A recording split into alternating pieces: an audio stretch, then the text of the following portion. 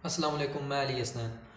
ज़राई इनकलाब इंसानियत के लिए मौत का फंदा था या उसने वाकई इंसानियत को ग़ज़ाई किल्लत से निपटने के लिए एक मौसर ज़रिया फ़राहम किया। इस चीज़ को हम पाकिस्तान में मौजूदा तनाज़ुर के हवाले से जानने की कोशिश करेंगे।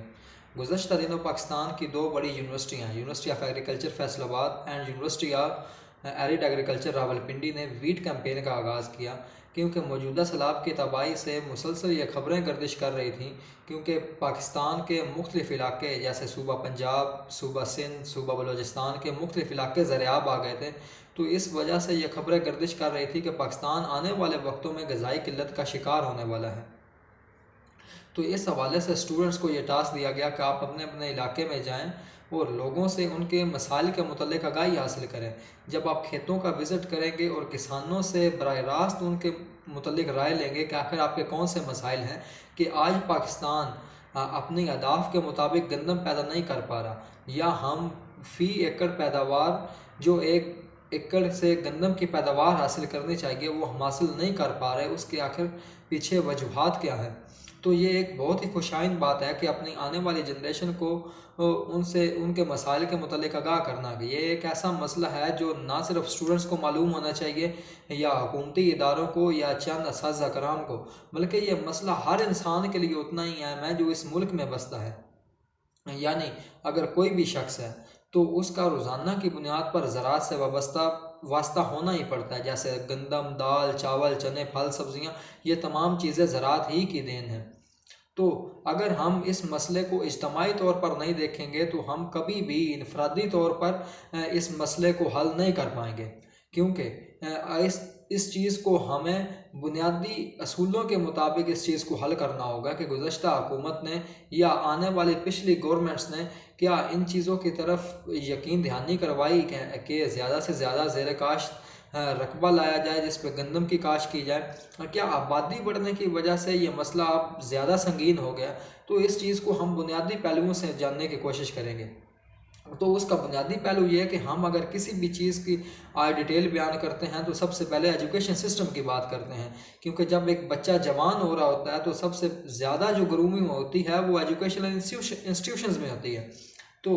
तो एजुकेशनल इंस्टीट्यूशन सबसे ज़्यादा ग्रूम करते हैं। ये मसला कई बार असातिज़ा कराम भी उठा चुके हैं कि इंटरमीडिएट का सब्जेक्ट जब पास करने के बाद, इंटरमीडिएट पास करने के बाद जब एक बच्चा यूनिवर्सिटी में आता है, क्योंकि बचपन से बच्चे के जहन में ये बात डाली जाती है कि यह बच्चा डॉक्टर बनेगा, इंजीनियरिंग बनेगा, या किसी बुनियाद पर अगर वो इन दोनों शोबों की तरफ एडमिशन नहीं ले पाता, तो ज़राअत एक ऐसा सब्जेक्ट है जहाँ पर कम नंबर की बुनियाद पर भी एडमिशन हो जाता है। क्योंकि पाकिस्तान में बड़ी यूनिवर्सिटियाँ ज़राअत के ऊपर काम कर रही हैं, ज़राअत सब्जेक्ट पढ़ा रही हैं, तो एक बैच में कसीर तादाद में बच्चे इस सब्जेक्ट में तालीम हासिल कर सकते हैं। तो ज़्यादा से ज़्यादा उन बच्चों का इस सब्जेक्ट की तरफ आना जिन्होंने कभी ज़िंदगी में ज़राअत का एक्सपीरियंस नहीं किया या ज़राअत अपने कभी हाथों से नहीं की, कोई चीज़ ज़िंदगी में कभी नहीं उगाई, तो उन बच्चों का आना इस फील्ड की तरफ ये बहुत तशवीशनाक बात है। लेकिन अगर इस मसले को गौर से देखा जाए तो हमें पता चलता है कि ये कोई इतना आम संगीन मसला नहीं कि जिस बुनियाद पर हम कहें कि हम इतने सालों में ज़राअत की पैदावार को या मतलब ज़राअत के कोई भी प्रोडक्ट्स हो वो हासिल नहीं कर पाए। तो इसका क्योंकि अगर 4 साल का टेन्योर देखा जाए या 4 साल जब बच्चा यूनिवर्सिटी में लगाता है, अगर वो प्रैक्टिकली अच्छी एजुकेशन सिस्टम के साथ 4 साल यूनिवर्सिटी में गुजारे तो वो बहुत कुछ ऐसा सीख सकता है जिससे ज़राअत को तरक्की दी जाए या उनके किसानों से उनके मसाले के मुतल्लिक़ आगाही हासिल करे कि वो आकर इस मसले की तरफ गौर से तवज्जो क्यों नहीं कर पाए। तो इस मसले को देखते हुए ये मसला एक इंतहाई संगीन मसला है, और ये जानने की क्या हुकूमत पाकिस्तान आने वाले पिछली गुजरने वाली गवर्नमेंट्स की क्या नाकामी की वजह से यह मसला अब ज़्यादा संगीन हो गया, या उन्होंने कुछ ऐसी पॉलिसियाँ नहीं बनाई जिसकी बुनियाद पर हम ज़राअत को तरक्की दे पाएँ या किसान को खुशहाल कर पाएँ। क्योंकि एक खुशहाल किसान ही एक खुशहाल माशरा पैदा करता है, क्योंकि हर इंसान अगर कोई टीचर है, डॉक्टर है, कोई भी किसी प्रोफेशन से वाबस्ता है, तो अगर किसान खुशहाल नहीं होगा तो वो ये तमाम लोग भी अपनी बदहाली की ज़िंदगी गुजारेंगे, क्योंकि हम अपने इस तमाम प्रोडक्ट्स ज़राअत से ही हासिल करते हैं।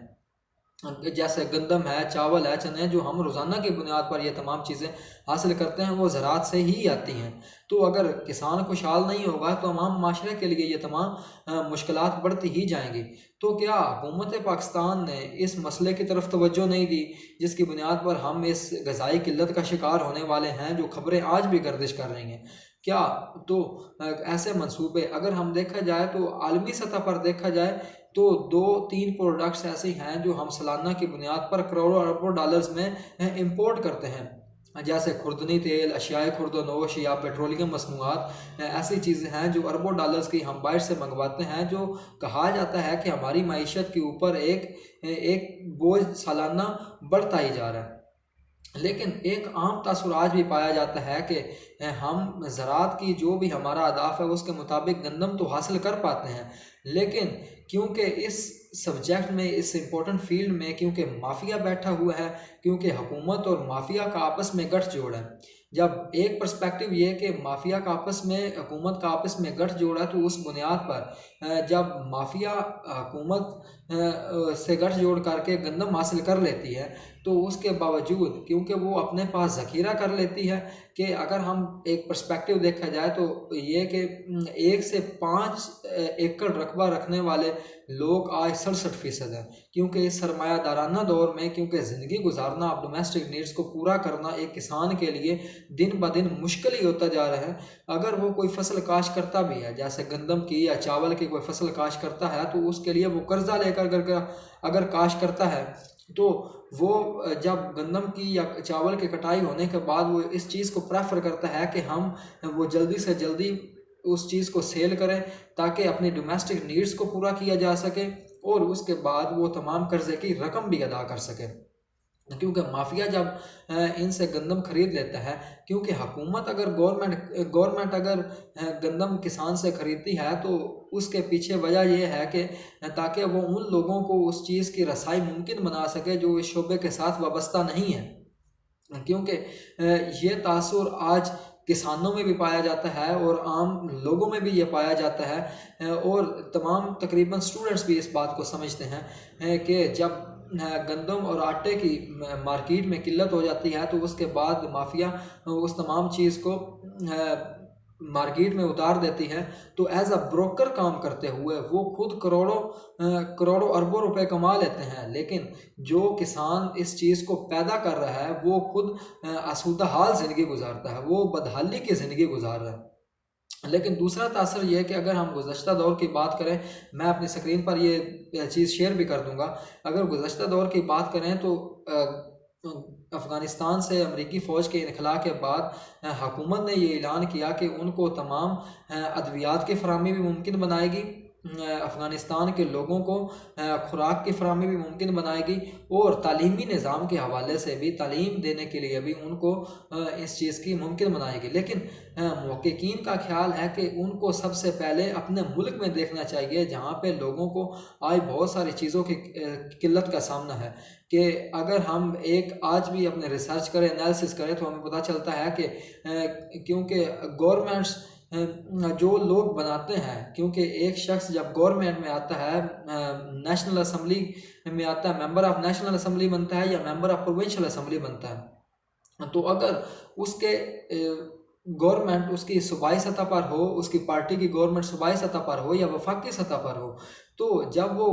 जीत जाता है, अगर वो हारा हुआ कैंडिडेट भी हो, तो तमाम तर रकम जो भी फंड के लिए उसको दी जाती है कि आप अपने फलाह बहबूद के मंसूबे तैयार करें, तो वो तमाम तर रकम वो बहुत सारे छोटे छोटे मंसूबों पर लगा दी जाती है। जैसे सड़कें बना दी जाती हैं, नालियाँ बना दी जाती हैं, गलियाँ बना दी जाती हैं, तो बहुत सारे शोबे उसके बाद भी बढ़ जाते हैं, जैसे तालीम का शोबा, सेहत का शोबा, agriculture research centre, scientific research centre, तो इन पर रकम नहीं लगती, जिसकी वजह से आज बहुत सारे लोग गुर्बत की लकीर से नीचे ज़िंदगी गुजार रहे हैं। लेकिन अमरीकी फ़ौज का अफ़गानिस्तान से इनखला के बाद तो पाकिस्तान ने उनको लाखों टन गंदम स्मगल कर दी। स्मगलिंग का वर्ड हम इसलिए यूज़ कर रहे हैं कि लोगों का यह तासर पाया जाता है कि उनको गवर्नमेंट्स ने कभी उनसे पूछा नहीं या उनकी राय नहीं ली, क्योंकि ये तमाम प्रोडक्ट्स पैदा करने वाले वो हैं कि उन्होंने उनको तमाम गंदम अपने खेतों में उगाकर, अपनी मेहनत से उगाकर तो उनको मुहैया की, लेकिन उनसे पूछे बगैर। क्योंकि अगर रिसर्च करें तो पता चलेगा कि अपनी आवाम जिनको 2 वक्त की रोटी भी नसीब नहीं है या उनके लिए गंदम की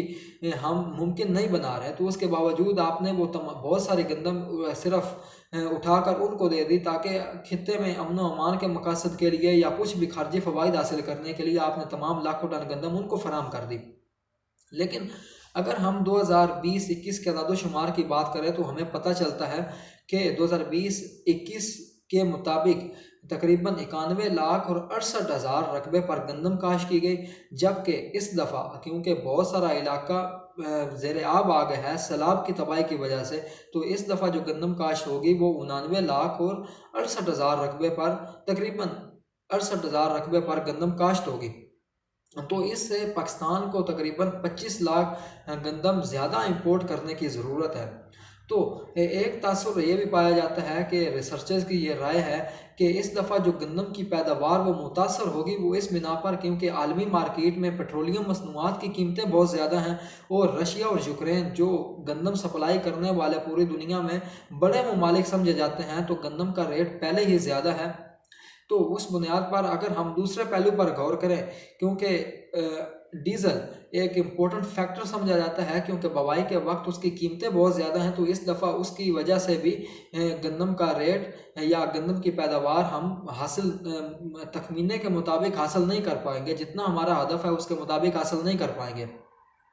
लेकिन अगर हम दूसरे पहलू पर भी गौर करें, जो दूसरे इंपॉर्टेंट फैक्टर्स हैं, यानी ज़राई अद्वियात और खाद भी किसी भी पैदावार को हासिल करने के लिए इंपॉर्टेंट फैक्टर्स हैं, माने जाते हैं ये कि लेकिन एक आम तासुर यह है कि बवाई के वक्त से पहले क्योंकि माफिया इस सब्जेक्ट में भी इस इम्पोर्टेंट फील्ड में बैठा हुआ है, तो वो बहुत सारी गंदम को ज़ख़ीरा तो कर लेता है, लेकिन उसके बावजूद ज़राई अद्वियात और दूसरी चीज़ों यानी खाद को भी ज़ख़ीरा कर लेता है। जब गंदम की बवाई का वक्त आता है या किसान को खाद की ज़रूरत पड़ती है, तो उसको भी स्टॉक कर लिया जाता है और उनको महंगे दामों ये तमाम चीज़ें सेल की जाती हैं। तो हुकूमत इस तमाम पॉलिसी को भी अपनाने में नाकाम रही है कि उनको वो तमाम तर चीज़ें फराहम करे जो एक पैदावार हासिल करने के लिए जो तमाम चीज़ें अहम हैं। लेकिन जब तक हम इस मसले को इज्तमाही तौर पर हल करने की कोशिश नहीं करेंगे, मिसाल के तौर पर अगर तमाम बच्चे जिनको ये टास्क दिया गया है अगर वो तमाम तर डाटा भी कलेक्ट कर लेते हैं, उनकी मसाइल की निशानदेही भी करते हैं, लेकिन उसके बावजूद अगर उनके पास वसाइल नहीं है या उनको अप्लाई करने की जगह नहीं है, तो हम ये कह सकते हैं कि वो आने वाले वक्तों में भी ये मसला ज़्यादा ही बढ़ता रहेगा। हम आने वाली वीडियो में ये बात डिस्कस करेंगे कि आखिर वो मसला बुनियादी वजूहात क्या हैं जिस बुनियाद पर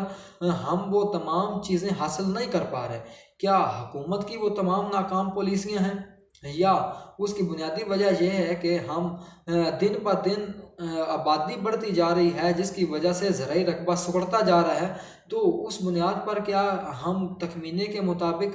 हम गंदम की पैदावार हासिल नहीं कर पा रहे हो ना, आने वाले वक्तों में ये तासुर क्या दुरुस्त है कि आने वाले वक्तों में पाकिस्तान ग़ज़ाई किल्लत का शिकार हो जाएगा।